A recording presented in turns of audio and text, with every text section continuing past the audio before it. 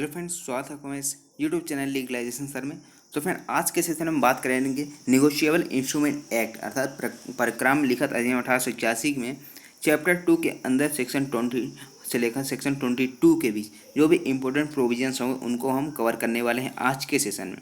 ठीक है, और इससे पहले के सारे लेक्चर हम कवर कर चुके हैं, और यदि आपने नहीं देखे मेरे चैनल पर जाके देख सकते हैं। ठीक है, तो चलिए स्टार्ट करते हैं आज का सेशन। इस वीडियो को लाइक करें, हमारे चैनल को सब्सक्राइब कर बेल आइकन जरूर प्रेस करें हमारी न्यू वीडियो सबसे पहले देखने के लिए। अब यहाँ पे क्या है, जो सेक्शन 20 बताया गया, ठीक है ना, धारा 20 बताया गया, उसमें क्या है कि स्टाम्पित अधूरी लिखत अर्थात जो लिखत तैयार किया गया है उसमें सारी चीज़ें ठीक है, बट जो लिखत है उसमें कुछ न कुछ थोड़ा छूट गया है। ठीक है ना, अर्थात जो लिखत जो है अधूरी है, इसके बारे में बात करता है सेक्शन 20। तो अब यहाँ पे क्या है कि जब एक व्यक्ति किसी लिखत में हस्ताक्षर करता है, ठीक है ना, तो जब ड्रॉई होता है जो वो लिखत बनाता है, ठीक है ना, इंस्ट्रूमेंट बनाता है, ड्रॉ करता है, तो उसमें अपना हस्ताक्षर करता है। ठीक है ना, इस प्रकार से यहाँ पे क्या किया गया, लिखत में हस्ताक्षर किया गया और दूसरे व्यक्ति को देता है, अर्थात इसमें जो भी इंस्ट्रूमेंट तैयार किया जाता है उसको दूसरे व्यक्ति को देना होता है। ठीक है ना, तो दूसरा व्यक्ति क्या करेगा, उसको रखेगा, ये होल्डर हो गया। अब यहाँ पे क्या है कि जो लिखा था तत्समय विधि के अनुसार है, और जो लिखत तैयार की गई थी वो विधि के अनुसार थी। ठीक है ना, कोई इलीगल ऐसा कोई इंस्ट्रूमेंट नहीं तैयार किया गया था। ठीक है ना, जो भारत में प्रवर्तनीय थी, अर्थात उसको भारत में प्रवर्तित कराया जा सकता था, उसके आधार पर केस किया जा सकता था। ठीक है ना, और स्टाम्पित भी है। अब जो इंस्ट्रूमेंट तैयार किया गया था वो हस्ताक्षरित भी था, ठीक है ना, दूसरे व्यक्ति को दिया भी गया था, वो भारत में प्रवर्तनीय था और स्टाम्पित भी था। बट यहाँ पर क्या हुआ कि जो इंस्ट्रूमेंट दिया गया था दूसरे व्यक्ति को, वो या तो पूर्णतः निरंक था, अर्थात जो पूरा इंस्ट्रूमेंट है वो पूरा ब्लैंक था, उसमें कुछ नहीं लिखा गया था, या फिर उस पर अपूर्ण परक्राम लिखत था। ठीक है ना, अर्थात जो लिखत है तैयार किया गया है उसमें अपूर्ण है, अर्थात पूरी तरह से लिखा नहीं गया, अर्थात कहीं पर मान लीजिए रकम नहीं लिखी गई, कहीं पे कुछ नहीं लिखा है, डेट नहीं लिखा गया। ठीक है ना, ये अपूर्ण है। तब वहाँ पे जो होल्डर है उसको अधिकार दिया गया है कि उस परक्राम लिखत को पूर्ण करे।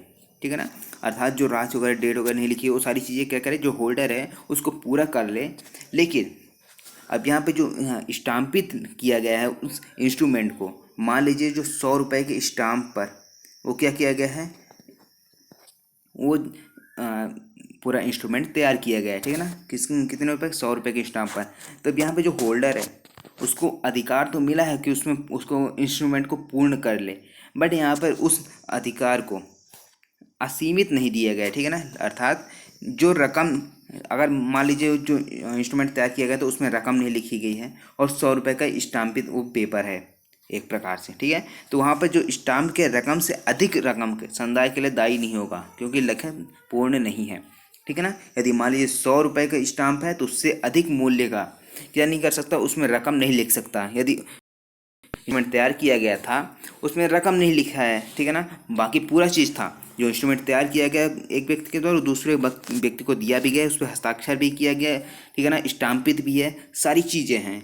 बट मान लीजिए रकम भूल गया लिखना, तो वहाँ पर जो होल्डर है वो रकम लिख तो सकता है, बट यहाँ पर जो स्टाम्पित किया गया है, स्टाम्प लगाया गया है, यदि वो 100 रुपये का मान लीजिए लगाया गया तो वहाँ पर उससे अधिक के राशि के लिए वो वहाँ पर उसको पेमेंट नहीं किया जाएगा।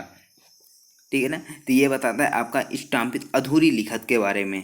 ठीक है ना, उसके बाद सेक्शन 21 जो निगोशिएबल इंस्ट्रूमेंट एक्ट का सेक्शन 21 है, वो क्या कहलाता है, क्या कहता है, दर्शन पर, उपस्थापन पर और दर्शनोपरांत, ये तीन चीज़ें बात करता है। अब यहाँ पे दर्शन पर और उपस्थापन, जो दर्शन पर और उपस्थापन का मतलब क्या होता है कि मांग पर, अर्थात ऑन डिमांड होना चाहिए। ठीक है ना, तो किसी भी इंस्ट्रूमेंट में यदि दर्शन पर या फिर उपस्थापन पर लिखा है तो उसका मतलब क्या है कि मांग पर देय होगा, अर्थात जब मांग उसकी मांग की जाएगी पेमेंट करने की, तब वहाँ पे पेमेंट उसका किया जाएगा, पैसे दिए जाएंगे, संदाय किए जाएंगे। ठीक है, उसके बाद अब यहाँ पे देख लेते हैं कि बैरेक्ट में क्या लिखा है कि यदि वचन पत्र या विनिमय पत्र में दर्शन पर और उपस्थापन पर शब्द लिखा है तो उसका मतलब क्या है कि वह मांग पर देय है। जैसे कि मैंने अभी बताया है कि वह ऑन डिमांड होता है, वह इंस्ट्रूमेंट जहाँ पर दर्शन पर और उपस्थापन पर लिखा होता है। और यदि दर्शनोपरांत ठीक है ना। दर्शनोपरांत मतलब क्या होता है कि कुछ समय बाद, अर्थात कुछ समय बाद मतलब क्या होता है कि वो हो सकता है वहाँ पे डेट लिखा हो या फिर कुछ जैसे मान लीजिए आज उस इंस्ट्रूमेंट को तैयार किया गया तो यहाँ पे इसमें लिख दिया गया दर्शनोपरांत, अर्थात कुछ समय बाद उसमें क्या किया जाएगा, पेमेंट किया जाएगा। ठीक है ना।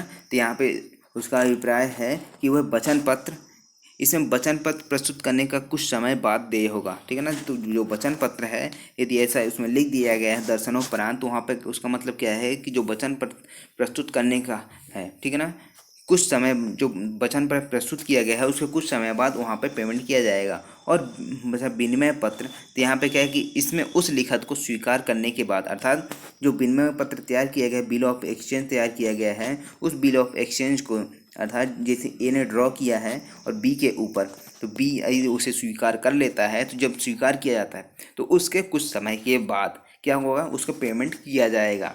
ठीक है ना। तो यहाँ पे इसका दर्शनोपरांत का मतलब ये है, और जो भी वचन पत्र है वहाँ पर भी ऐसा किया जाएगा। ठीक है। तो ये है आपका। उसके बाद सेक्शन 22, सेक्शन 22 की बात करता है परिपक्वता, अर्थात जो डेट लिखी गई है उस इंस्ट्रूमेंट में, ठीक है ना, वचन पत्र, विनिमय पत्र, चेक में, यदि वह शोध हो जाती है तो उसको क्या किया जाता है, क्या कहा जाता है, परिपक्वता, अर्थात उसकी जो डेट थी वो परिपक्व हो गई है, तारीख जो है परिपक्व हो गई है। तब यहाँ पे क्या है कि वचन पत्र, विनिमय पत्र की परिपक्वता उस तारीख को होती है जिसको शोध हो जाती है, अर्थात जिस दिन वो ड्यू हो जाते हैं कि इस दिन आपको पेमेंट ले सकते हैं। ठीक है ना। यदि मान लीजिए 5 तारीख लिखा हुआ है उस इंस्ट्रूमेंट में, ठीक है ना, यदि 5 तारीख आ जाती है जिस महीने की भी है, तो वहाँ पर क्या हो जाएगा, उस तारीख को वह शोध हो जाता है, अर्थात ड्यू हो जाती है कि इस तारीख को आपको पेमेंट करना है। तो ये क्या किया, परिपक्वता की एक तारीख हो जाती है। अब यहाँ पे अनुग्रह दिवस, अर्थात जिस दिन परिपक्व हो जाता है, अर्थात जिस दिन ड्यू हो जाती है पेमेंट, तो उसके बाद कुछ अनुग्रह दिवस भी दिया जाता है। ठीक है। तो हर वचन पत्र, विनिमय पत्र की जिसकी मांग पर, दर्शन पर या उपस्थापन पर, ये तीनों चीज़ें हमने पढ़ ली हैं। ठीक है। वहाँ पर ये अभिव्यक्त नहीं है। ठीक है ना। तो ये तीनों चीज़ें यहाँ पे नहीं बताई गई हैं, कौन कौन सी, दर्शन पर, उपस्थापन पर या ठीक है ना। तो यहाँ पर क्या है कि अर्थात मांग पर देय नहीं है, अर्थात जब ऑन डिमांड नहीं होता है इंस्ट्रूमेंट, तब परिपक्वता उस तारीख के तीसरे दिन होती है जिसको उसका देय होना अभिव्यक्त है। ठीक है ना। तब मान लीजिए जैसे 5 तारीख मई महीने का दिया गया है, ठीक है ना, कि 5 तारीख मई महीने की दिए, हम उसका पेमेंट करेंगे। अब यहाँ पर क्या होता है कि जब 5 तारीख आती है मई महीने की, तब वहाँ पर पेमेंट करने की डेट आ जाती है, लेकिन जो इंस्ट्रूमेंट तैयार किया गया था वो ऑन डिमांड नहीं था, अर्थात मांग पर देय नहीं था। तब यहाँ पर क्या होगा कि जो तारीख बताई गई 5 तारीख, इसके बाद 3 दिन का ये अनुग्रह दिवस दिया जाता है। ठीक है ना। तो 3 दिन का जो अनुग्रह दिवस दिया जाता है, तो ग्रेस डे जिसको बोला जाता है, ठीक है ना, तो उसके बाद यहाँ पर पेमेंट किया जाएगा। तो ये कहलाता है आपका परिपक्वता और अनुग्रह दिवस। आई होप आपको ये परिपक्वता और अनुग्रह दिवस आपको समझ में आया होगा। ठीक है ना। तो यदि आपको समझ में आया तो लाइक करें, शेयर करें अपने दोस्तों के साथ, और यदि मेरे चैनल पर नए हैं तो सब्सक्राइब करके बेल आइकन प्रेस कर लें ताकि आने वाली वीडियोज़ की नोटिफिकेशन आपको मिलती रहे। Thank you so much for watching legalisation sir.